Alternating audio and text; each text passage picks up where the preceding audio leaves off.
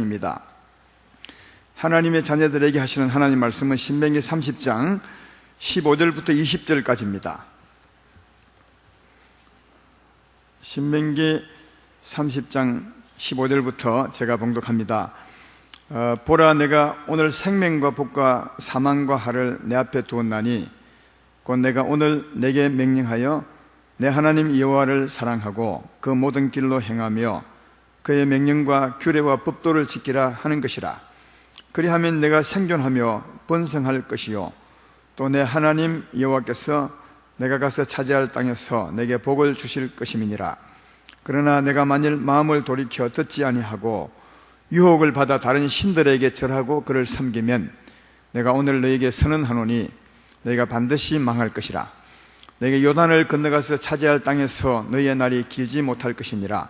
내가 오늘 하늘과 땅을 불러서 너에게 증거를 삼노라. 내가 생명과 사망과 복과 저주를 내 앞에 두었은즉 너와 내 자손이 살기 위하여 생명을 택하고 내 하나님 여호와를 사랑하고 그의 말씀을 청종하며 또 그를 의지하라. 그는 내 생명이시요 내 장수이시니 여호와께서 내 조상 아브라함과 이삭과 야곱에게 주리라고 맹세하신 땅에 내가 거주하리라. 아멘.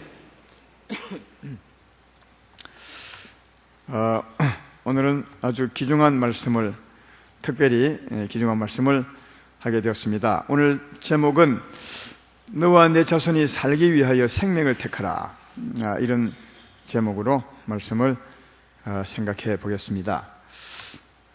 이 제목 잡는 것도 쉽지는 않아요. 처음에 이 말씀을 보면서 좀 오래 전부터요, 이 말씀을 한번 전해야 될 텐데 그렇게 이제 생각했습니다. 그때는 다른 제목이었습니다. 그러니까 다른 내용으로 좀 이게 은혜를 하나님 주셨는데 이번에 이제 전하려고 이 말씀을 보니까 그 제목이 맞지 않더라고요. 그래서 이제 오늘 이 제목을 얻었는데, 이 제목 얻기까지 이 성경책을, 요 본문을 한 10번은 더 읽은 것 같아요. 그래서 10번을 더 읽었을 때 내가 깨닫게 된 이 제목요, 너와 내 자손이 살기 위하여 생명을 택하라, 이런 제목을 하나님 주신 것이라고 생각합니다.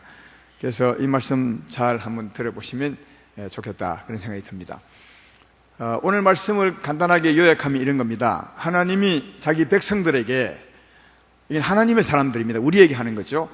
너희에게 내가 생명과 복, 사망과 화를 내 앞에 두노니, 이렇게 말씀을 합니다. 그러면서 생명과 복을 택하라 하죠. 이 생명과 복, 사망과 화, 짝을 이루죠. 생명과 복, 사망과 화, 이렇게 이제 짝을 이루는 것을 우리 앞에 두면서 너희가 이 중에 생명을 택하면 내가 너에게 복을 줄 것이고 사망을 택하면 내가 너에게 화를 내릴 것이라, 그렇게 이제 말씀합니다. 그러면서 이제 그 뒤에 19절부터는 한 번 더 강조하는 겁니다. 그러므로 너는 너와 내 자녀가 살기 위해서 생명을 택하라, 그렇게 말씀하고 있음을 볼 수 있습니다. 그것도 언제 택하느냐, 15절에 보면 오늘, 내가 오늘 그렇게 말하고요, 19절에 보면 또 내가 오늘 그렇게 말씀을 합니다. 이게 오늘이라는 말은 것이 아니라 매 순간마다 그런 것입니다. 우리가 살아가는 매 순간마다 오늘이라는 지금 이 순간에 너는 생명과 사망 중에 생명을 택하라. 그러면 내가 네게 복을 줄 것이지만 그 순간에 네가 사망을 택하면 내가 네게 화를 내릴 것이다, 그렇게 말씀하고 있습니다. 따라서 생명을 선택하는 우리 모두가 되기를 주의 이름으로 축원합니다. 매 순간입니다. 매 순간 꼭 생명을 택하여 사시기를 주의 이름으로 축원하면서, 그러면 생명을 택하여 사는 것이 어떤 삶이냐, 그것은 19절 20절에서 설명을 잘 하고 있습니다. 19절 전반부에는 이제 하늘과 땅을 불러서 증거를 삼는 것이고요, 주의 말씀이 참임을, 그리고 너희도 이 말씀을 확실히 믿으라고 서론같이 말씀하는 말씀이고요, 실제로 하는 말씀은 19절 후반부부터 있죠. 한번 전반부터 읽어보겠습니다. 내가 오늘 하늘과 땅을 불러 너희에게 증거를 삼노라. 내가 생명과 사망과 복과 저주를 내 앞에 두었은즉 너와 내 자손이 살기 위해서 생명을 택하고, 그럼 생명을 택한 것이 어떤 것이냐, 20절에 설명하죠. 내 하나님 여호와를 사랑하고 그의 말씀을 청종하며 또 그를 의지하라. 그는 내 생명이시요 내 장수시니. 그렇게 말씀합니다. 생명을 택하는 것이 어떤 것이냐 하면 하나님 말씀을 청종하고 하나님을 의지함으로 그 말씀을 따라 사는 게 생명을 택하는 것이라고 확실히 말씀하고 있습니다. 너희는 사망과 생명 중에 생명을 택하라. 생명을 택하는 것이 무엇인지 잘 모르지만 여기 아주 분명하게 설명을 하고 있습니다. 하나님 말씀을 청종하고, 청종이라는 말은 그냥 듣는 게 아닙니다. 정말 귀담아 들어서 그렇게 살려고 들을 때 그걸 청종이라 하죠. 그냥 듣고 지내는 것이 아니라 청종은 듣고 살기 위해서 들을 때 청종이라 합니다. 그래서 청종 말에는 산다는 말도 포함이 되어 있습니다. 하나님 말씀을 듣고 주님을 의지해서 내가 살리라. 이게 생명을 택하는 것이라고 말씀하고 있는데, 왜 생명을 택하는 것이냐 하면 그 밑에 이제 그게 생명이라고 설명을 하는 게 바로 그 말씀에 이어서 이렇게 말하잖아요. 그는 내 생명이시요 내 장수시니. 하나님이 우리의 생명이기 때문에 그 말씀을 듣고 사는 게 생명을 택하는 것이다. 이렇게 말씀을 하고 있습니다. 하나님은 사람이 아닙니다. 하나님은 영이시요 하나님은 말씀이시요 하나님은 생명이라 했습니다. 그러니까 하나님은 말씀이십니다. 그리고 영이시죠. 그러므로 하나님의 말씀은 곧 생명입니다. 따라서 하나님 말씀을 듣는 것 자체가 생명을 듣는 겁니다. 성경은 그렇게 우리에게 말씀하죠. 하나님 말씀을 하나님 말씀으로 들으면 그냥 말을 듣는 것이 아니라 생명을 듣는 것이라고 그렇게 말합니다. 요한복음 6장 63절에 예수님이 그렇게 말씀하잖아요. 살리는 것은 영이니 육은 무익하니라. 내가 너에게 이런 말은 영이요 생명이라. 예수님의 이런 말씀 영이요 생명이라 그렇게 말하고, 요한복음 5장 25절에는 이렇게 말하죠. 진실로 진실로 내게 이르노니 죽은 자들이 하나님의 아들의 음성을 들을 때가 오나니 곧 이때라. 듣는 자는 살아나리라. 왜냐하면 그 말씀이 생명이기 때문에 그 말씀을 청종하여 들으면 들을 때 살아나게 될 것이라고 그렇게 말씀을 합니다. 그러니까 여러분, 예배 때 말씀 듣는 게 너무 중요합니다. 사람의 말을 들으면 그냥 사람 말입니다. 그러나 하나님이 사람을 통해서 지금 말씀하신다고 생각하고 고넬료처럼 우리가 하나님 말씀을 듣기 위해서 하나님 앞에 앉아 있습니다. 그렇게 믿으면서 말씀을 들으면 이 말씀과 함께 생명을 받게 될 줄로 믿습니다. 그리고 그 하나님을 의지하는 거죠. 그 말씀을 듣고 생명을 얻을 뿐 아니라 그 하나님을 의지한다는 말은 또 기도해서 얻는 것이니까 역시 의지하는 것도 생명을 얻는 거죠. 목마르거든 내게 와서 마시라. 그리하면 성경에 있는 것처럼 내 입에서 생수의 강이 흘러나리라. 이건 기도하게 되면 하나님이 생명을 준다는 뜻이거든요. 그래서 의지하는 것도 생명을 얻는 것이고, 말씀을 듣고 하나님을 의지함으로 그 생명으로 말씀을 따라 살 때 생명이 더 풍성해지게 되고요. 지난주에 우리 포도나무 가지에 대해서 말씀을 들었습니다. 비유에 대한 말씀이잖아요. 포도나무 가지가 포도나무로부터 생명을 얻습니다. 그 가지가 하는 일이죠. 생명을 얻어서 그 생명의 향기를 바라고 생명의 꽃을 피우고 생명의 열매를 맺으면 점점 생명이 풍성해지죠. 처음에는 조그만 싹이 나는 가지였지만 자꾸 생명을 취하고 향기를 바라면, 우리말로 하면 사랑하게 되면 꽃이 피어나게 되고, 또 더 사랑하면 열매가 맺히게 되고, 더 사랑하면 열매가 익어가게 되고, 더 사랑하면 열매가 더 탐스럽게 연그러지게 됩니다. 그러니까 하나님의 생명을 받아 사랑할수록 생명이 풍성해지죠.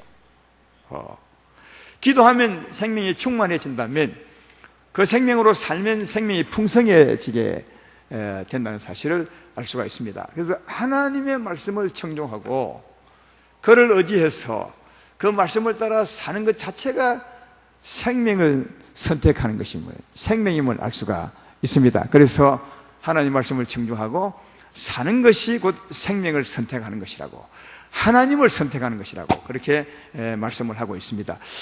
이게 생명을 선택하는 것이라면 이렇게 살지 않는 것, 그 나머지 전부가 사망을 택하는 겁니다. 우리는 하나님 말씀을 따라 살면 생명을 택하는 것이고, 그 정도는 아는데 그 다음에 하나님 말씀을 따라 살지 않는 것, 이게 사망의 것이다 생각하는데 아닙니다. 하나님 말씀을 청종하지도 않고 의지하지 않고 그리고 살지 않은 그 모든 것은 다 사망을 택하는 것입니다. 생명과 사망 외에는 다른 것 없습니다. 중간 지대는 없다는 것을 기억해야 된다 하는 겁니다.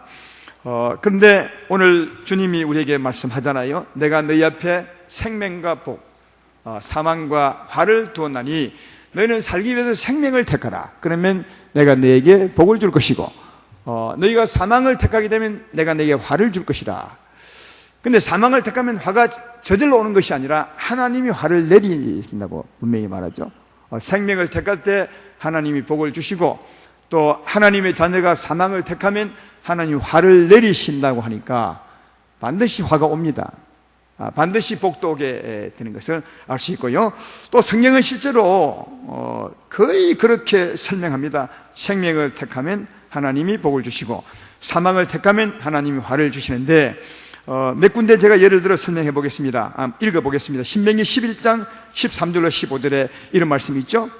내가 오늘 너희에게 명하는 내 명령을 너희가 만일 청종하고 너희 하나님 여호와를 사랑하여 마음을 다하고 뜻을 다하여 섬기면 여호와께서 너희의 땅에 이른 비 늦은 비를 적당한 때 내리시리니 너희 곡식과 포도주와 기름을 얻을 것이요 또 가축을 위하여 들에 풀이 나게 하시리니 내가 먹고 배부를 것이니라. 이 말은 생명을 택하면 하나님이 복을 주시겠다고 말씀한 거고요. 또 그 다음에 신명기 11장 16절 17절에 사망을 택하는 겁니다. 너희가 스스로 삼가라. 두리건대 마음이 미혹하여 돌이켜 다른 신들을 섬기며 그것에게 절함으로 여호와께서 너희에게 진노하사 하늘을 닫아 비를 내리지 아니하여 땅이 소산을 내지 않게 하심으로 너희가 여호와께서 주신 아름다운 땅에서 속히 멸망할까 하노라. 또 복을 주는 말씀입니다. 신명기 28장 2절 6절에 잘 아는 말씀이죠. 내가 내 하나님 여호와의 말씀을 청종하면 이 모든 복이 내게 임하며 내게 이르리니 성읍에서도 복을 받고 들에서도 복을 받을 것이며 내 몸의 자녀와 내 토지의 소산과 내 짐승의 새끼와 소와 양의 새끼가 복을 받을 것이며 내 강주리와 떡반죽 그릇이 복을 받을 것이며 내가 들어와도 복을 받고 나가도 복을 받을 것이니라. 그러니까 생명을 택하면 들어가도 나와도 하나님이 복을 주실 것이라 이렇게 말씀하고요. 신명기 28장 15절로 19절에는 반대로 내가 만일 내 하나님 여호와의 말씀을 순종하지 아니하여 내가 오늘 내게 명령하는 그의 모든 명령과 규례를 지켜 행하지 아니하면 이 모든 저주가 내게 임하며 내게 이를 것이니 내가 성읍에서도 저주를 받으며 들에서도 저주를 받을 것이요 또 내 강주리와 떡반죽 그릇이 저주를 받을 것이요 내 몸의 소생과 내 토지의 소생과 내 소와 내 양의 새끼가 저주를 받을 것이며 내가 들어와도 저주를 받고 나가도 저주를 받으리라. 그렇게 천지를 주관하신 이는 하나님이시고 하나님의 자녀의 생사복을 주관하신 이가 하나님이시고 우리의 복과 화를 주관하신 이가 하나님이신데 그 하나님이 말씀합니다. 내가 생명을 택하면 내가 복을 줄 것이고 내가 사망을 택하면 내가 화를 내리게 될 것이라. 그렇게 말씀을 하고 있습니다. 그러므로 사랑하는 여러분, 여기서 우리가 복을 받고 살아야 하는데 복을 받고 화를 받지 않기 위해서 가장 먼저 해야 될 가장 중요한 일이 있다면 뭐겠어요? 한번 생각해 보시죠. 무엇이 가장 중요하겠습니까? 우리가 살기 전에 어떤 오늘이라는 이 현실 속에서 우리가 행동하기 전에 가장 먼저 해야 될 일이 뭐겠냐 하면 선택하는 겁니다. 선택하는 거예요. 나는 생명을 선택할 것이라. 사망을 선택하지 않고 생명을 선택하리라. 이 선택하려 하는 이 마음이 정말 중요하다는 것을 알 수가 있습니다. 이런 결심은 우리 행동하기 전에 해야 되는 것인 바 오늘 이 예배 시간에 주 앞에 해 보시기를 소망합니다. 하나님 아버지, 내가 부족하고 약하지만 이제는 하나님이 소망하고 또 내 삶과 내 가정과 내 자녀를 위해서 이제 이후로는 생명을 택하는 자가 되겠습니다. 이렇게 한번 마음속에 결심하고 다짐해 보면 우리의 삶의 현장에서 훨씬 더 생명을 택할 확률이 많을 것이라 그렇게 생각이 되는 겁니다. 그래서 우리가 생명과 사망을 택하기 전에 가장 중요한 것은 우리 마음의 선택, 내가 그렇게 하리라, 이 마음이 참 중요하다는 사실을 알 수가 있습니다. 오늘 말씀을 한번 마음을 결심해 보시기를 바랍니다. 나는 생명을 택하리라. 사망을 택하지 않냐고 생명을 택하리라. 내가 단호하게 생명을 택하리라. 이런 마음을 가져보시기를 주의 이름으로 축원합니다.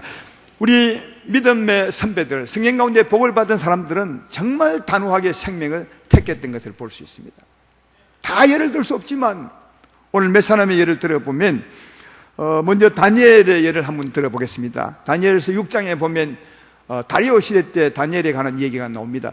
이 다니엘서는 이스라엘 백성들이 외국 땅에 포로로 잡혀가 있을 때에, 그러니까 다른 나라의 종처럼 끌려가서 살 때 얘기거든요.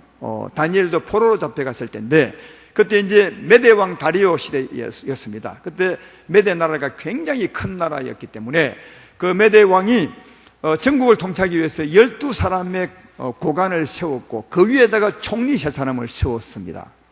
총리 3사람을 세웠어요. 그래서 총리 3사람으로 12지역의 나라를 통치해서 왕이 그 3사람의 보고를 받으며 그 나라를 통치했는데, 그 총리 3사람 중에 다니엘이 있었어요. 포로로 잡혀간 사람이지만, 근데 그 왕이 그 총리 3사람을 볼 때 3사람 중에서도 이 다니엘이 가장 지혜롭고 마음이 민첩해서 어떻게 생각했냐면, 이 3사람 중에서도 한 사람, 다니엘을 한 사람으로 세워서 내가 이 나라를 통치해야 되겠다, 그렇게 생각을 했습니다.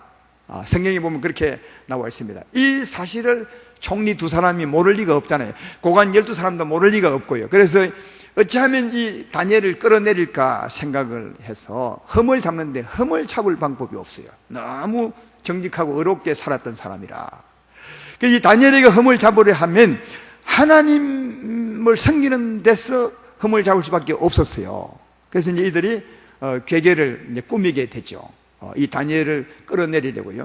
어떻게 이제 왕에게 괴계를 꾸며서 보고하냐면, 왕이시여, 우리가 금령을 정해서 한 달 동안 왕외에 다른 신이나 다른 사람에게 기도하는 사람이 있거나 또 구하는 사람이 있으면 그 사람은 왕의 권위를 무시하는 사람이므로 잡아다가 사자굴에 집어넣는, 그래서 왕의 권위를 세우는 이런 일을 한번 합시다. 그렇게 했습니다. 왕이 보면 굉장히 좋은 일이죠. 자기 권위를 세워준다고 부하들이 스스로 와서 하니까요. 좋았습니다. 그러나 왕은 다니엘을 굉장히 좋아했었거든요. 이 한 사람을 세워서 자기 나라를 통치하려 할 만큼 다니엘이 지혜로웠어. 그를 굉장히 사랑했는데, 이 고관들이, 이 총리 2사람이 다니엘을 잡을 줄은 몰랐죠. 그래서 이제 왕이 사인을 했습니다. 사인을 했는데 사실은 그게 다니엘을 잡는 일이면 나중에 알게 되고 왕이 가슴을 치며 후회하게 되었습니다. 그때 이제 이들이 고소한 것은 뭐냐 하면, 다니엘이 매일 하루 3번째 기도하니까 그걸 이제 흠을 잡아서 왕에게 보고한 겁니다. 왕 외에 다른 신에게 기도하거나 구하게 되면 사자굴에 집어넣읍시다. 그렇게 해서 이제 왕에게 이제 사인을 맡은 거죠. 의인을 이제 찍었는데, 근데 다니엘이 그때 그 상황에서 이렇게 성경을 기록합니다. 잘 들어보십시오. 다니엘 6장 10절에 있습니다. 다니엘이 이 조서에 왕의 도장이 찍힌 것을 알고도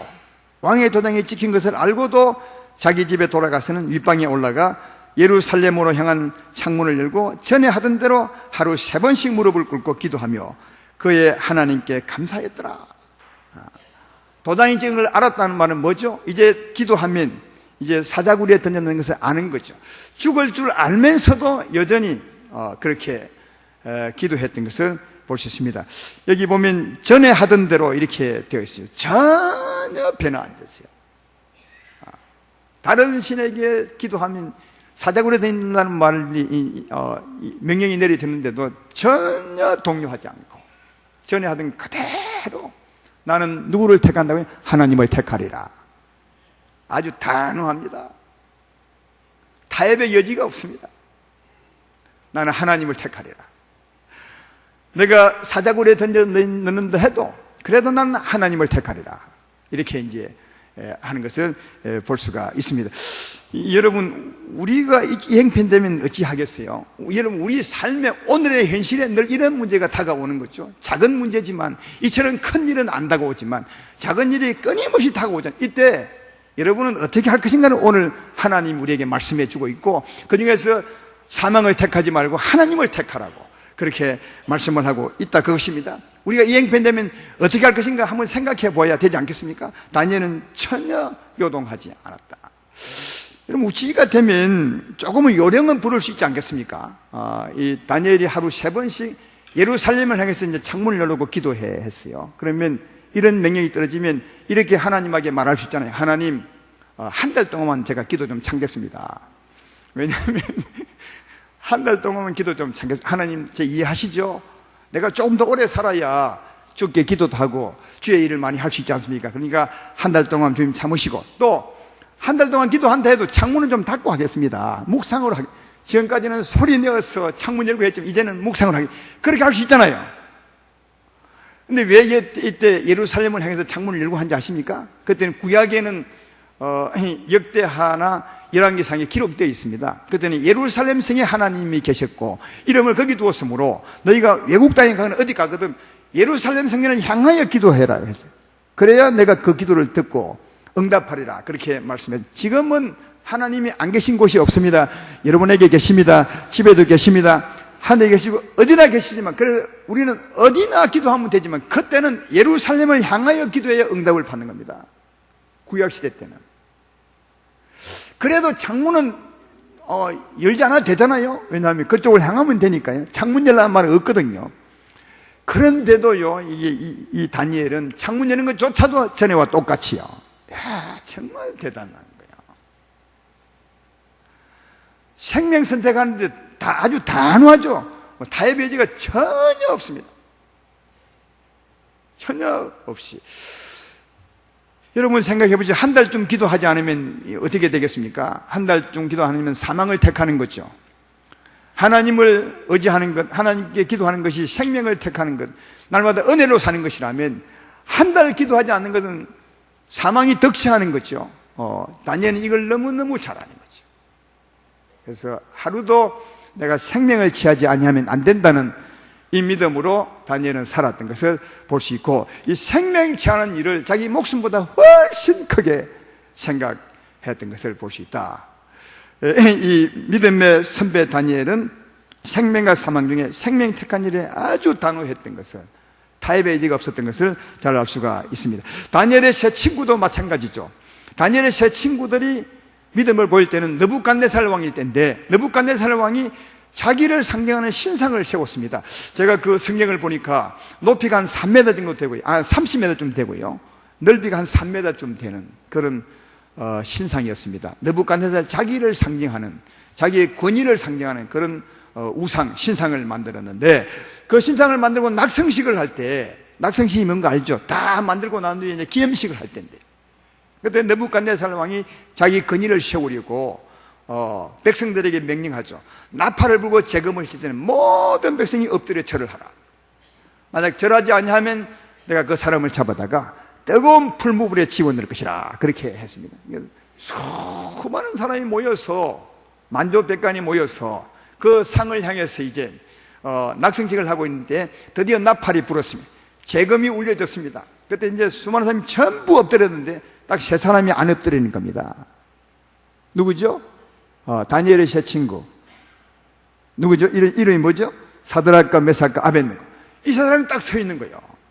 그래서 이제 다른 사람이 보니까, 다른 사람은 좀 엎드렸는데 앞에서는 몰랐겠죠. 전부 엎드렸으니까요. 아마 왕도 엎드릴 것 같아. 근데 이제 옆에 사람은 아는 거죠. 이 사람이 안 엎드리는 거죠. 그래서 옆에 사람이 이제 신고를 해서 왕에게 고발을 하잖아요. 그래서 왕이 이제 그 세 사람을 데려가는 거예요. 세 사람 앞에 왕 앞에 세 사람을 데려갔습니다. 근데 이제 왕도 이 세 사람도 참 좋아했어요. 다니엘처럼 지혜가 참 뛰어나니까. 그래서 이 세 사람에게 다시 왕이 말하죠.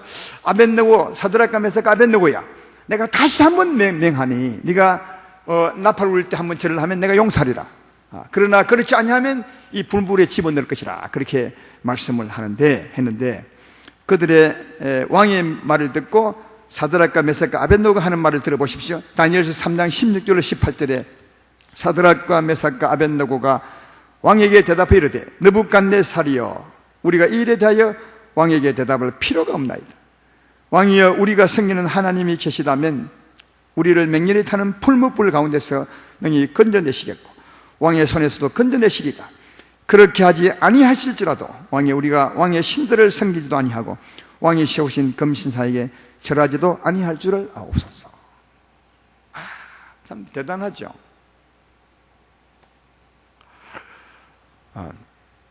절할 수 없다는 겁니다. 그리 아니하실지라도, 우리를 풀무불에 집어넣는다 할지라도 우린 절할 수 없다는 겁니다. 여러분, 하나님을 택할 것이냐 아니면 사망을 택할 것이냐, 너무 우리는 그리 아니하실지라도 우리 생명이 끊어진다 해도 우리는 절할 수 없습니다. 그러니까 하나님 생명을 택하는 이 다니엘의 세 친구들의 모습을 발견해 볼 수 있습니다. 여러분, 성경에 이 하나님께서 좋아했던 사람들, 믿음의 복을 받던 사람들은 전부 이런 사람들이었어요. 성경 얘기가 이런 얘기도 아니에요. 물론 이 반대 얘기도 있습니다. 하나님이 좋아했던 사람들, 이런 사람들이었음을 볼 수 있습니다. 또 한 사람이 더 예를 들면 요셉이죠. 요셉이 자기 형제들에게 팔려서 애굽 땅에 가지 않습니까? 노예로 팔려갑니다. 보디발 시위대장 집에서 종살이 하게 되는데, 그가 하나님의 은혜로 살았어요. 정말 은혜로 살기 힘든 형편에서도 은혜로 살았습니다. 형제들에게 팔렸으니까 얼마나 억울하고 분하겠습니까? 그러면 은혜롭게 살 수 없는 형편인데도 진짜 은혜롭게 살았어요. 하나님이 함께 하시며 그가 형통한 자가 되어, 이렇게 성경은 기록하고 있습니다. 대단하죠. 그러니까 그가 얼마나 하나님을 의지했던 건지를 알 수 있는 거죠. 이런 삶을 보면 그가 기도했다는 말은 없지만 정말 하나님을 의지하고 살았던 것을 알 수 있는 것은 그 형편에서도 은혜롭게 사는 거예요. 팔려서 노예살이 하고 있는데도 말이죠. 그래서 얼마나 그가 하나님을 경외함으로 충실히 살았던지, 그 주인이 그 가정의 모든 일을 요셉에게 다 맡겼습니다. 그 종에게 맡길 만큼 그가 신실하게 살았던 것을 볼 수가 있는데, 문제는 시대장 보디발의 아내였습니다. 그 아내가 요셉의 용모 준삼을 보고 막 유혹하게 돼요. 매일 유혹합니다. 그때 유혹을 받았던 그 요셉의 말을 들어보시겠습니까? 창세기 39장 7절로 9절에 그 후에 그의 주인의 아내가 요셉에게 눈짓하다가 동침하기를 청하니 요셉이 거절하며 자기 주인의 아내에게 이르되 내 주인이 집안의 모든 소유를 간섭하지 아니하고 다 내 손에 위탁하였으니 이 집에는 나보다 큰 이가 없으며 주인이 아무것도 내게 금하지 아니하였어도 금한 것은 당신뿐이니 당신은 그의 아내임이라. 그런즉 내가 어찌 이 큰 악을 행하여 하나님께 죄를 지으리까. 아주 단호합니다. 하나님을 선택하느냐 아니면 하나님 말씀을 버리느냐, 사망을 선택하느냐 생명을 선택하느냐. 생명을 선택하는데 아주 단호하다는 것을 알 수 있습니다. 요셉도 내가 어떻게 하나님 앞에 득지하겠습니까? 못합니다. 이후의 결과는 어떻게 될지 생각지도 않고 그는 단호하게 하나님을 선택하는 이런 모습을 발견해 볼 수 있습니다. 믿음의 선배들은 아까 몇 사람 얘기했지만 다 생명과 사망 중에 하나님 생명을 택하고 있는 것을 볼 수가 있는데, 우리가 보았지만 이 생명 택하는 것이 쉽지 않으니 굉장히 어려운 일입니다. 제가 예를 든 것은 다 목숨을 담보로 한 일입니다. 그렇죠? 그래도 그들은 목숨을 잃는다 해도 하나님 생명을 선택하는 것을 발견해 볼 수가 있다 하는 겁니다. 근데 이렇게 하나님을 선택하는 사람, 생명을 선택하는 사람에게 하나님은 복을 주신다고 했죠. 다니엘서를 읽어보십시오. 다니엘이 하나님을 사랑함으로 생명을 선택하죠. 근데 하나님이 다니엘을 굉장히 높입니다. 다니엘의 세 친구도 마찬가지죠. 한번 다니엘의 세 친구에 대한 얘기만 한번 제가 읽어보겠습니다. 다니엘 세 친구가 아까 하나님을 택해줘 생명을 선택하고 난 후에 그 왕이 다니엘의 친구들에게 하는 말입니다. 한번 들어보십시오. 다니엘 6장 26절에 있습니다. 화면에 안 나올 것이며 내가 이제 조서를 냈는 왕이 하는 말입니다.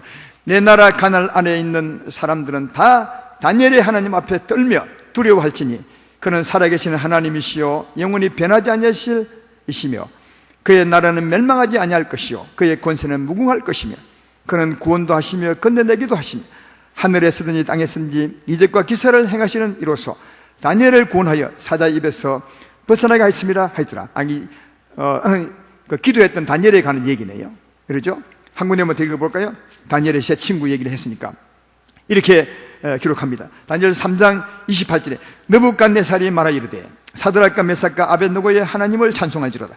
그가 그의 천사를 보내사 자기를 의뢰하고 그들의 몸을 바쳐 왕의 명령을 거역하고 그 하나님 밖에는 다른 신을 섬기지 아니하며 그에게 절하지 아니한 종들을 구원하셨도다.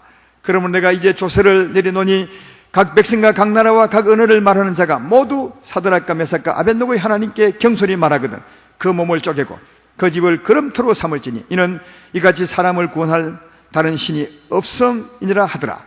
왕이 드디어 사드락과 메삭과 아벳느고를 바벨론 지방에서 더욱 높이니라.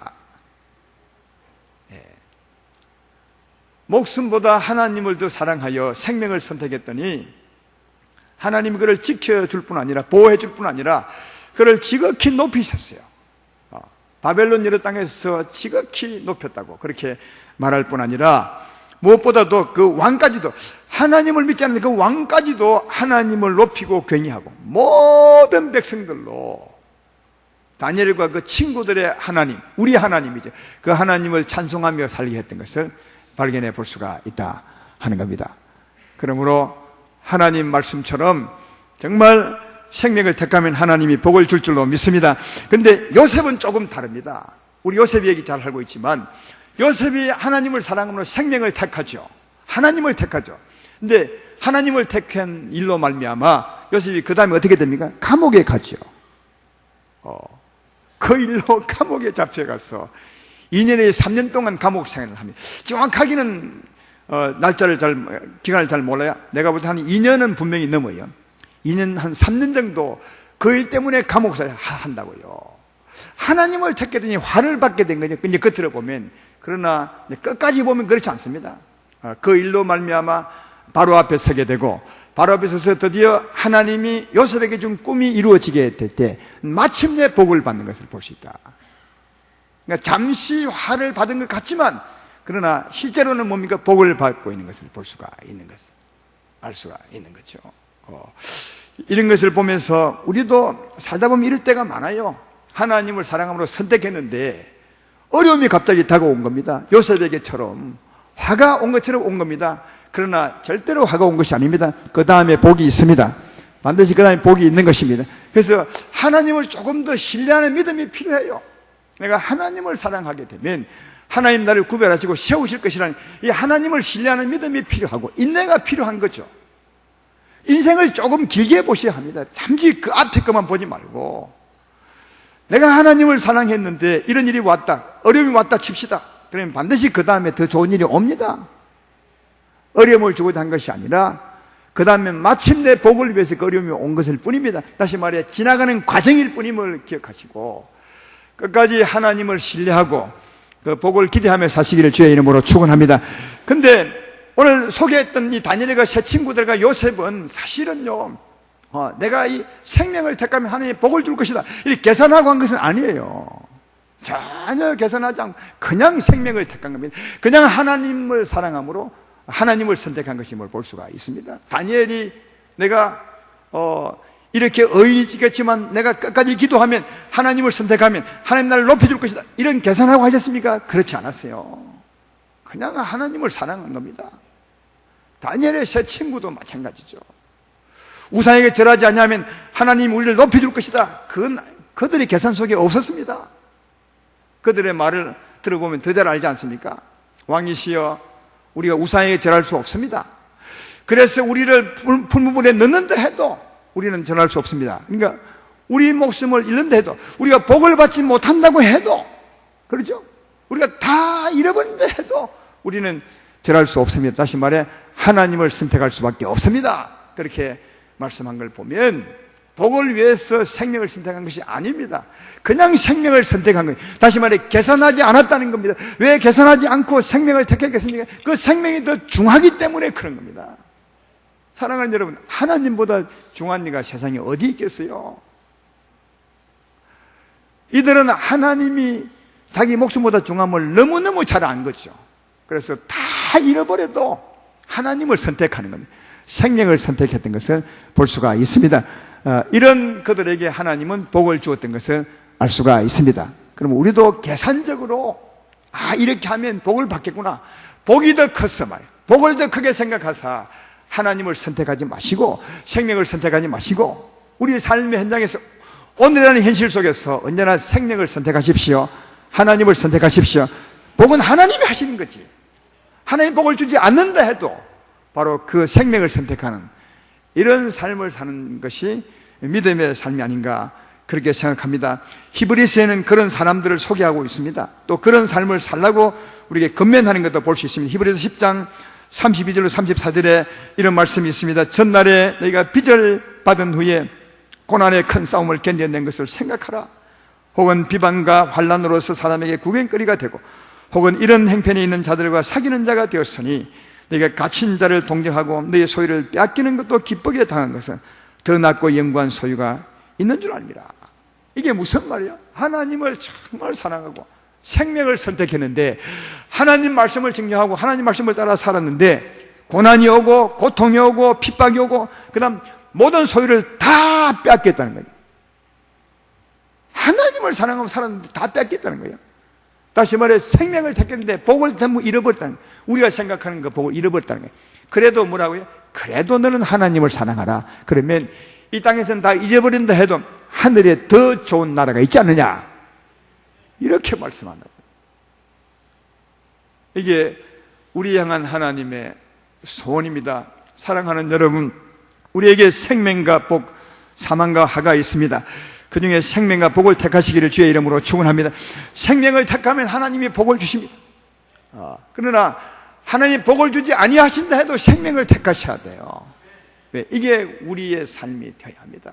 그때 이 땅에서는 비록 복을 받지 못한다고 해도 더 좋은 나라가 내게 있지 않느냐, 더 영원한 나라가 있지 않느냐. 그러나 제가 하나님 볼 때는 틀림없이 복을 주십니다. 생명을 택하면 복을 주십니다. 그러나 복을 받지 못한다고 해도 더 영원하고 좋은 나라가 있은즉 생명을 선택하시기를 주의 이름으로 축원합니다. 근데 한 가지 알아야 될 것은 우리가 매 순간에 생명을 선택하고 살아야 되는데 그 매 순간에 오늘이라는 이 시간에 생명을 선택하려면 주저없이 단호하게 생명을 선택하고 살려면 그 전에 해야 될 일이 꼭 있습니다. 그 일이 뭐냐 하면 꼭 말씀을 청종해야 됩니다. 하나님을 의지하고 사셔야 합니다.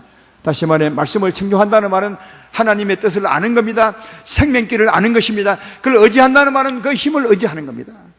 말씀을 듣고 생명길을 알고 그걸 의지해야 내가 선택한 길을 갈 수 있는 힘이 있는 거죠. 그렇지 않으면 힘이 없어요.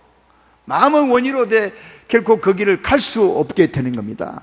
사랑하는 여러분, 그런 일이 얼마나 많겠습니까? 아까 여기 보았지만 다니엘과 그 친구들이 선택하는 그 길은 굉장히 힘든 겁니다. 지금은 그런 게 없지만 목숨을 내어놓을 그런 행편에 굉장히 큰 어려움에 처할 때 있습니다. 그러나 내가 하나님을 선택할 때 그런 위험이 온다 해도, 그런 고통이 온다 해도 그 위험과 고통을 이길 만한 힘이 있어야 그 길을 갈 수 있는 거 아니겠습니까? 그 길을 가고 싶지만 내 마음이 너무 두렵고 힘들면 못 가는 겁니다. 따라서 내가 생명길을 선택하고 그 길을 가려면 평소에 하나님 말씀을 청종하고 기도해서 힘이 있어야 그 현실 속에서 그 순간에 생명길을 선택하고 갈 수 있음을 잘 발견해 볼 수가 있는 것입니다. 아까 다니엘을 보셨지 않습니까? 이전처럼 지금처럼 네가 기도하게 되면 사자굴에 집어넣을 것이라, 그런 명령을 받고도 그런 여전히 기도합니다. 어떻게 그렇게 기도할 수 있겠습니까? 그렇게 기도하면 지금 자기는 죽을 수 있는데요. 그러나 여기 죽을 수 있음을 알면서도 기도했던 것은 그걸 이길 만한 힘이 있었기 때문에 그런 것이다. 다시 말해 지금까지 매일 3번씩 기도했기 때문에 그런 선택을 할 수 있었고 또 그 길을 갈 수 있었던 것을 발견해 볼 수가 있습니다. 우리가 생명을 선택하고 하나님 말씀을 선택하고 생명길을 선택하지만 그 길을 갈 수 있는 힘이 없다면 결코 갈 수 없는 그 선택한 길을 가기 위해서 하나님 말씀을 청종하고 주님을 의지하시는 여러분 되기를 주의 이름으로 축원합니다. 겟세마네 동산에서 예수님 보십시오. 그는 하나님의 아들이었는데 그는 선택합니다. 내가 하나님 아버지의 길을 갈 것이라고, 십자가 길을 갈 것이라고, 나는 그 길을 선택했다고 그렇게 선택하죠. 그러나 그때 심히 고민합니다. 하나님의 아들인 예수님도요. 왜요? 그 길이 너무 힘든 길임을 알기 때문에, 자기가 선택해서 가는 길이 너무 힘듦을 알기 때문에 굉장히 고민하죠. 그런데 제자들에게 한 말이 뭡니까? 예수님이 정말 어려운 고백을 하지 않습니까? 내가 심히 고민하여 죽게 되었으니 나를 위해 기도하고 너희도 기도하라고 그렇게 말하죠. 하나님의 아들도 그 길 가기가 너무 힘들고 두려운 거죠. 사람의 몸을 입었었기 때문에. 그래서 주님은 기도하지 않습니까? 땀방울이 핏방울 흐르듯이 그렇게 열심히 정말 기도하죠. 하나님의 힘을 얻게 된 걸 볼 수 있고, 그 힘을 얻고 난 후에 주님이 하신 말이 뭡니까? 이제는 가자. 이제는 가자. 내가 선택한 그 생명길을 가리라. 그 죽음의 길을 가리라. 그렇게 해서 주의 힘을 얻어 그 길을 가는 예수의 모습을 발견해 볼 수가 있습니다. 우리는 생명길을 선택하기 원하죠. 마음은 원이지만 현장에서 그 선택하기가 얼마나 힘든지 아십니까? 내가 손해본다 해도, 내게 고통이 온다 해도 그 무엇보다 내가 하나님을 택하려 한 이 믿음, 이 힘이 있어야 그 길을 선택하고 갈 수 있는 겁니다. 그러므로 생명길을 가는 것이 복이 있음을 안다면 언제나 말씀을 청종하십시오. 기도하십시오. 힘을 얻으십시오. 그리고 그 힘으로 생명길을 선택하여 가는 겁니다. 하나님을 선택하여 가는 것입니다. 그러면 주께서 여러분에게 복을 주실 것입니다. 복을 받지 못한데도 그 길을 가십시오. 그 길이 우리가 사는 길임을 알 수가 있습니다. 우리 안에 앞에 언제나 생명과 사망, 복과 저주가 있습니다. 그 중에 생명을 선택하고 가시는 복된 여러분 되기를 주의 이름으로 축원합니다.